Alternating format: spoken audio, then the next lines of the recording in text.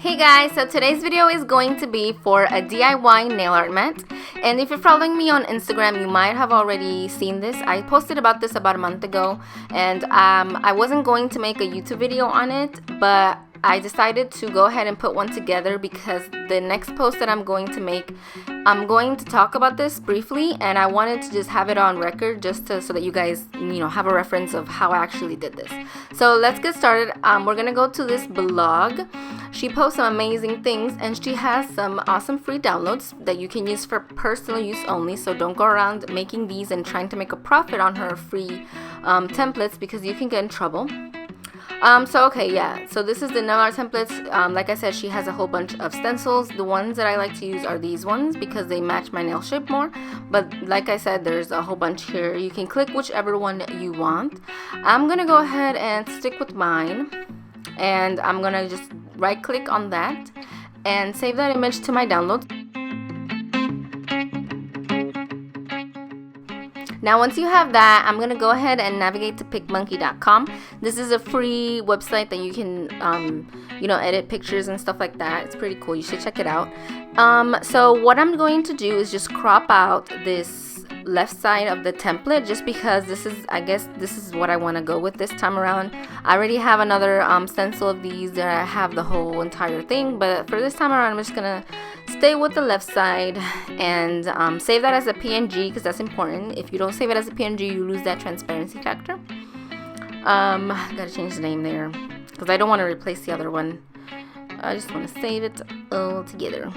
Okay, so once you have that, go ahead and open up a new PicMonkey, and then you're going to navigate to the overlays. That's a little butterfly there, and click on your own. Then we're going to import that image and just enlarge it so that it can fit on the page and take up the whole page.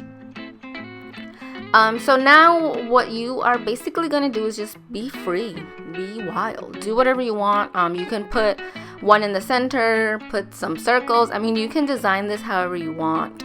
The first one that I did, I went kind of crazy and I put like some flowers and stuff, but this one I'm gonna go kind of simple. And here I'm just showing you that you can like add another set of those nails there. And I tried to add a third one, but it wasn't gonna fit, so just two, and you could either like space them out like that or do whatever you want. I don't know. PicMonkey also has like a whole bunch of things that you can like add. So I don't know if you want to like add lines and stuff. I don't know, for writing, because you can write on these with like wet erase or dry erase markers. So I actually like the line idea, so I probably will stick with it, but I'm gonna actually I'm gonna play around with this a little bit. I'm gonna actually just leave one set of nails. So here's what I ended up doing. I'm just going to leave that one side there and add lines on my other side so I can write notes and stuff of my nail art or swatches or whatever.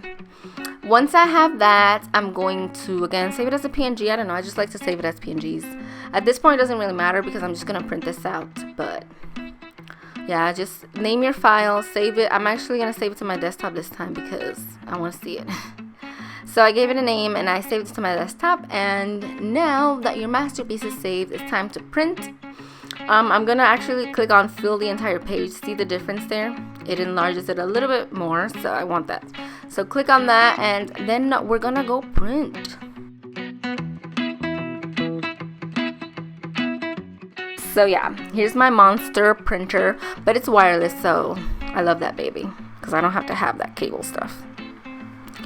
So here's my printer, and here's our sheets. So now we get to laminating, and the laminator that I bought, I got it from Office Depot, I think, or Office Max, whatever, same thing, for like 20 bucks. But you can also buy self-laminating sheets. I just bought the thermal laminator because I have other things that I want to laminate.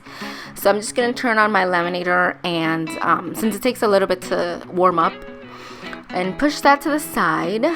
And here are the thermal laminating pouches that I found at Walmart.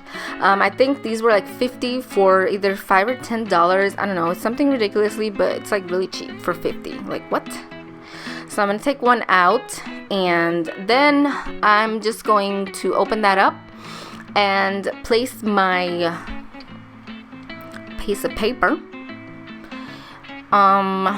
And I'm trying to like line it up there and leave some margin because you don't want to, I don't know, I just like it to be like centered perfectly, and you want to have a margin there, and I like to have it really nice to the top.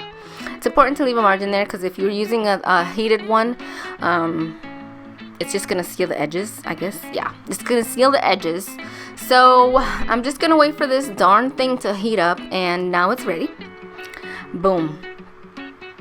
So now you're going to insert this side, not the one that's like flapping open, okay? The one that's sealed, because if you don't, then bad things happen.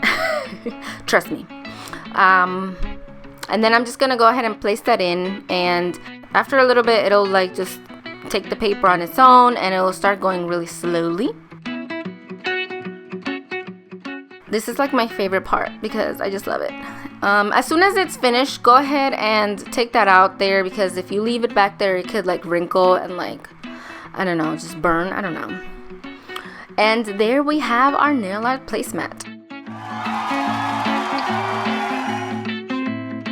So you can use wet or dry erase markers. The reason why I made these lines here are just so that I can write notes or whatever.